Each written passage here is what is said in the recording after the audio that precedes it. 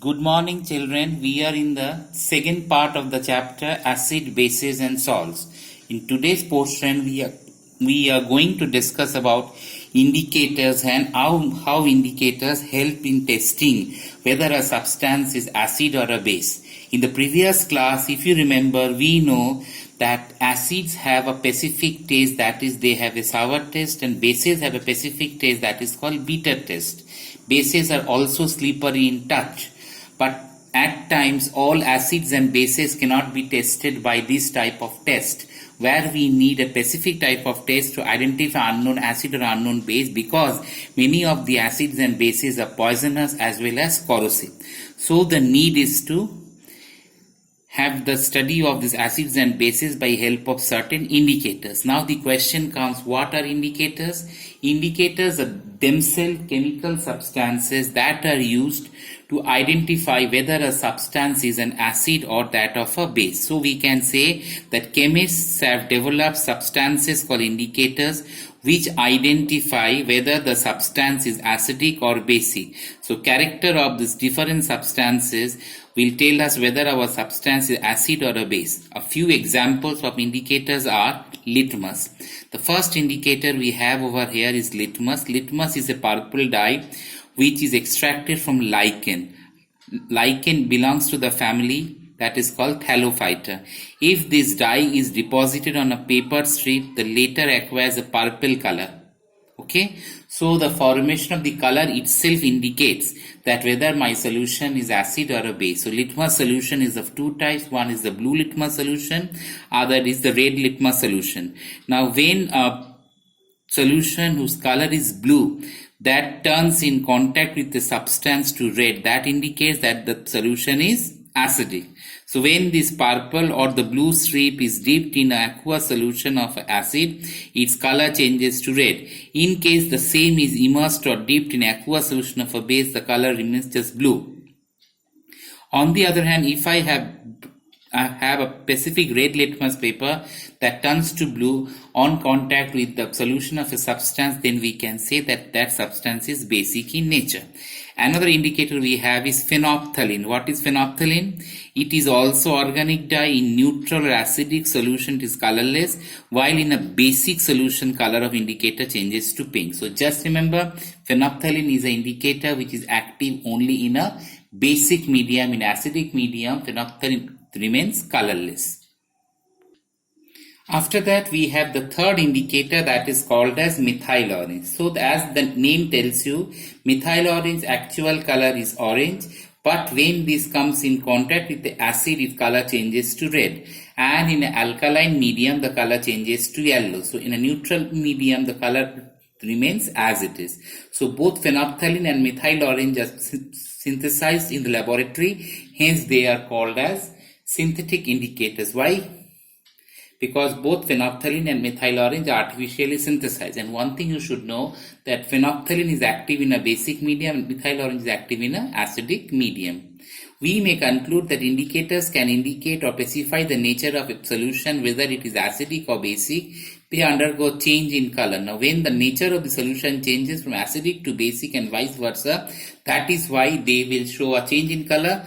By the change in color, we can easily identify whether my solution is acidic or my solution is basic in nature. So here are some common acid-base indicators with characteristic colors. So you can see litmus. Color in a neutral solution is purple, color in an acidic solution is red, and color in a basic solution is blue. On the other hand, phenolphthalein is colorless in neutral solution. It is also colorless in acidic solution, but it changes to pink. In that of a basic medium. On the other hand, say methyl orange its color is orange in a neutral solution. Its color changes to red in an acidic solution. Its color changes to yellow in a basic solution. Okay. So these are all about the different indicators we encounter. After that, we are going to discuss about some other indicators. And this type of indicators are known as acid-base indicators, or that are called as universal indicator, which is a mixture of a number of indicators, and there we have various range of color. As the color range changes, what happens? Whether the substance is acidic or basic, we can easily identify. Now there are some other indicators that we are going to discuss, and these indicators are, yes children, the other indicators that we are going to discuss is the red cabbage juice.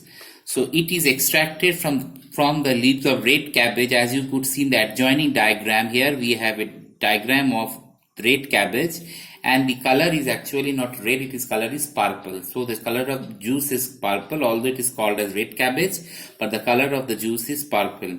Its color remains red in acidic medium but changes to green if the medium is basic or alkaline. Another mixture we have is turmeric juice. Turmeric is the haldi powder that we encounter in our home. So turmeric is a yellow ketonic dye and is acidic as well as neutral medium. Its color remains yellow. So when we have a turmeric solution, its color remains its color remains yellow in a neutral as well as an acidic medium, but the color changes to reddish brown in contact with the basic medium. Many times we have observed that yellow stain on the white clothes when some curry falls on them. These stains are of turmeric. Now when soap is rubbed on these stains, the color changes to reddish brown. Since the soap is of basic nature, by rinsing the clothes in excess of water, the stain ultimately disappears because the soap removes the stains. Water dissolves excess of soap. Apart from these colored petals of the hibiscus flower itself is a type of indicator. Now when this hibiscus flower, we take out the extract of the juice, that color is also a type of indicator. In acidic medium it shows a specific color, in basic medium it also shows a specific color. So we know that red cabbage juice, turmeric juice and the color of hibiscus flower, all of these are examples of certain types of natural indicator. After that we have olfactory indicator. See, as we know, olfactory organs are those organs by which we can smell. So the term olfactory relates to the sense of smell. The naturally occurring substances which are different smell acidic and in basic medium are called as olfactory indicators. They work on the theory that their smell can be detected only either in the presence of a acid or that of a base. One important olfactory indicator is onion. Onion shows a specific smell in a acidic medium and its smell always changes in contact with that of a basic medium. Another olfactory indicator we have, and that is called as strawberry. These are all examples of olfactory indicators.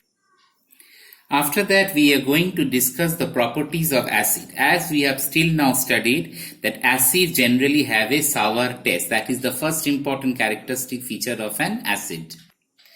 Another property is that acid dissolves in water to release hydrogen ion. Acid turns the color of blue litmus red, phenolphthalein colorless and gives red color with methyl orange. Now another important property of acids is that acid reacts with metals to give hydrogen gas. When dilute acid like dilute acid and dilute sulfuric acid react, they give certain active metals to evolve hydrogen gas. When metal that just react with dilute acid, they give metal salt and hydrogen. Zinc plus sulfuric acid, as you could see the example, that forms zinc sulfate and hydrogen. Can you just see the adjoining diagram? In this adjoining diagram, they have taken a conical flask. In this conical flask, some of the zinc granules are being kept. And by this thistle funnel, dilute sulfuric acid is been added to it. As soon as it is added, what we get? We actually get bubbles of hydrogen gas coming out. When these bubbles of hydrogen gas comes out, that actually proves that whenever acid is made to react with the metal, whether it is zinc, magnesium and iron, we get the corresponding salt and hydrogen gas comes out. Now all these reactions are the metal displacement in nature, that is metal displace hydrogen from the dilute acids. Okay. After that we are going to discuss next property of acid. After that, children, we are going to discuss the action of metal oxides and that of acid. Now when a metal oxide is made to react with acid, we get the salt of that acid plus water. That is calcium oxide plus HCl, we get calcium chloride plus water. Magnesium oxide plus sulfuric acid, we get magnesium sulfate plus water. Calcium oxide plus nitric acid, we get calcium nitrate plus water. So all these reactions, what they actually prove, they just prove that a metal oxide reacts with the acid to give corresponding salt and water. After that, next reaction we have is metal carbonates and metal hydrogen carbonate. Now, whenever a metal carbonate, that is like sodium carbonate, is made to react with HCl, we get sodium chloride water plus carbon dioxide. So just remember, a carbonate salt reacts with metals to give us corresponding salt, water and carbon dioxide. Calcium carbonate plus HCl, that forms calcium chloride, water plus carbon dioxide. Sodium hydrogen carbonate plus sulfuric acid will give you corresponding sodium sulfate, water and carbon dioxide. So we can say whether it is a metal carbonate or a bicarbonate, that on reaction with an acid will give you the corresponding salt, carbon dioxide as well as water. Now the next part of the chapter we are going to study is about the strong and weak acid. Now some acids are called as strong acids. Example is all mineral acids are generally strong in nature. Now how do we classify an acid to be strong and weak? If an acid on dissociation gives you large number of hydrogen ions, then that type of acid is called a strong acid. On the other hand, if we get an acid which on dissociation gives us less number of hydrogen ion, or it is partial dissociated, such acids are called as weak acids. So just remember that organic acids are weak in nature, that's why we can directly consume it, right? And mineral acids are strong in nature, that's why we cannot consume it. So all mineral acids are generally strong. Exception is always there. Carbonic acid is example of mineral acid which is weak in nature because amount of dissociation is much less. After that, children, we have the next part of the chapter, that is the basicity of acid. Basicity of an acid is defined as the number of replaceable hydrogen ion that an acid gives on dissociation. It is the number of hydroxyl, or I should say hydrogen ion, that an acid gives on dissociation is called basicity of an acid. For example, we see in case of HCl that gives only one hydrogen ion, so it is called a monobasic acid. In case of sulfuric acid that gives two hydrogen ions, so it is called a diabasic acid. In case of phosphoric acid that gives us three hydrogen ions, so that is called a tribasic acid. Next part we are going to discuss is the uses of some mineral acid in the industry. So see, the first important acid is sulfuric acid, which I told you in the previous class. It is called king of chemicals. Its another name is called oil of vitriol, and it is used in the manufacture of fertilizers, explosives, storage batteries, paints, dyes, detergents and number of other acids. Next we have nitric acid. It is also used in the manufacture of trinitrotoluene, picric acid and dynamite, which are also used as explosive.